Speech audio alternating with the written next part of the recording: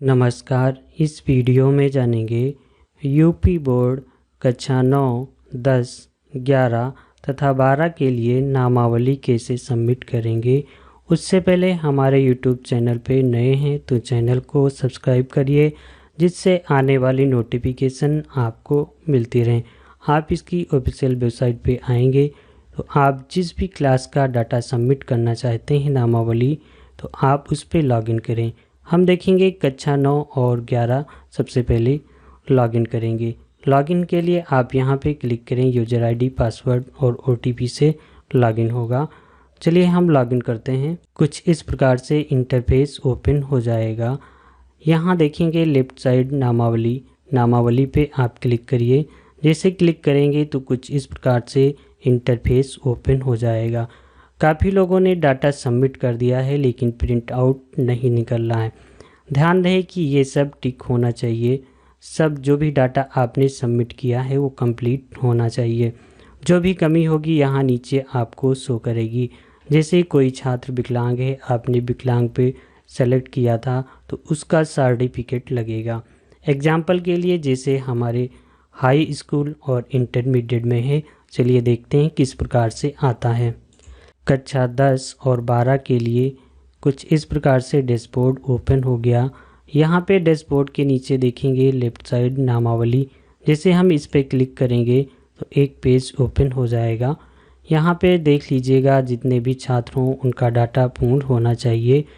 अधूरा डाटा आप सबमिट करेंगे, जो भी छात्र होगा वो एग्ज़ाम नहीं दे पाएगा। इसलिए जब भी आप नामावली बनाएं तो पूर्ण रूप से देख लें।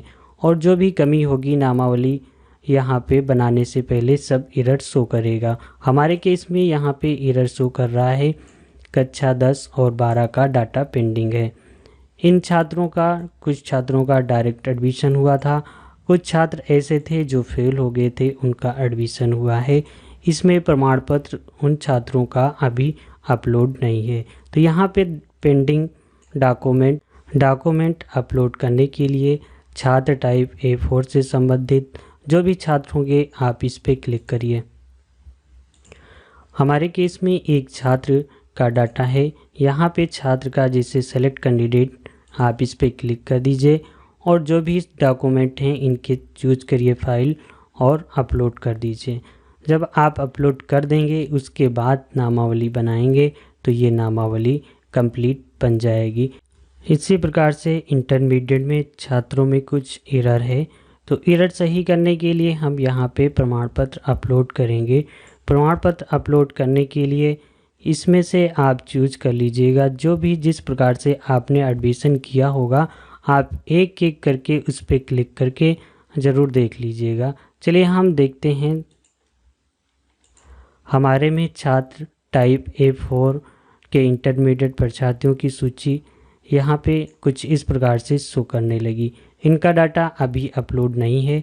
हम डाउन करेंगे, यहाँ पे डाटा अपलोड करने के लिए आ जाएगा सेलेक्ट कैंडिडेट। जिस भी कैंडिडेट का आप डाटा अपलोड करना चाहते हैं उस छात्र का नाम चूज करिए और डॉक्यूमेंट चूज करिए।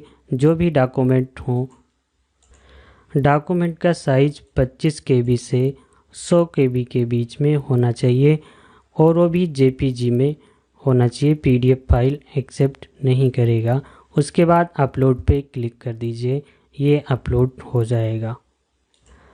सभी छात्रों का डाटा अपलोड कर दीजिए जो भी उसमें शो कर रहे हैं। उसके बाद आपको एक प्रोसेस और फॉलो करना होगा, तभी नामावली बनेगी, अन्यथा नामावली आप नहीं बना पाएंगे। नामावली बनाने से पहले यहाँ पे आप थोड़ा सा ध्यान देंगे। लिखा हुआ है नामावली बनाने से पूर्व कृपया यह सुनिश्चित कर लिया जाए कि विद्यालय का विवरण, मतलब आपने अभी विद्यालय का विवरण नहीं सबमिट किया है। विद्यालय का विवरण सबमिट करना अनिवार्य होता है, जिसमें टीचर का डाटा होता है, विद्यालय की जो भी डिटेल होती है वो सबमिट करनी होती है। चलिए हम विद्यालय लॉगिन करते हैं, मास्टर डाटा सबमिट करते हैं, उसके बाद नामावली सबमिट करिएगा तभी होगा, अन्यथा नहीं हो सकता है। चलिए हम लॉगिन करते हैं विद्यालय पोर्टल। इसकी ऑफिशियल वेबसाइट पे आ जाइए। यहाँ पे लिखा हुआ है लॉगिन में जाइए, विद्यालय लॉगिन पे जैसे आप इस पर क्लिक करेंगे, यूज़र आईडी, पासवर्ड, सुरक्षा कोड डाल के आप लॉगिन करिए। चलिए हम लॉगिन करते हैं। इस प्रकार से डैशबोर्ड विद्यालय का ओपन हो जाएगा। इसमें आपको अनुभाग 1 से लेके 3 तक विवरण देना होता है, जिसमें आपकी लोकेशन भी रहेगी और हाई स्कूल की मान्यता, इंटरमीडिएट की मान्यता, ये सब आपको देखना होगा। यदि कोई त्रुटि है तो आप उसे सही कर लीजिए और सबमिट कर दीजिए। चलिए हम देखते हैं नेक्स्ट प्रोसेस करके। इसमें आप सही से विवरण दीजिएगा। पहले से जानकारी भरी होगी। यदि कोई त्रुटि है तभी आप इसे एडिट करें, अन्यथा आप इसे सबमिट कर दें। इसी प्रकार से काफ़ी लोगों का कमेंट था कि टीचर ऐड करने में हमारा ऑलरेडी टीचर ऐड आ रहा है, उसमें न्यू टीचर हम नहीं ऐड कर पा रहे हैं। उसके लिए आपको मास्टर डाटा सबमिट करना होता है। मास्टर डाटा यही होता है। चलिए हम आपको दिखा देते हैं। जैसे हमारे केस में 18 रजिस्टर्ड हैं, हमें 19 करना है या उससे कम करना है टीचर, तो यहाँ पे ही आपको अपडेट करना होता है। उसके बाद मास्टर का डाटा सबमिट करना होता है। हमारे केस में टोटल यहाँ पे 19 टीचर हैं और यहाँ पे कार्यरत केवल 18 हैं। अब यहाँ पे आप संख्या कम और ज़्यादा कर सकते हैं। जैसे एग्जाम्पल के लिए यहाँ पे हम 20 कर देते हैं, उसके बाद सबमिट करते हैं। फिर आप टीचर 20 ही ऐड कर पाएंगे और 15 आप यहाँ पे ऐड करते हैं टीचर, तो 15 ही टीचर ऐड कर पाएंगे। उसके अलावा आप टीचर का विवरण नहीं भर पाएंगे। चलिए हम टीचर का विवरण भी साथ में आपको दिखा देते हैं। जैसे हम टीचर पे क्लिक करेंगे, यहाँ पे शिक्षक की सूची पे, यहाँ पे कुछ इस प्रकार से इंटरफेस ओपन हो जाएगा। टोटल 18 हैं, रजिस्टर्ड 17। एक टीचर का डाटा डिलीट किया गया था, उसकी वजह से यहाँ पे पेंडिंग शो कर रहा है।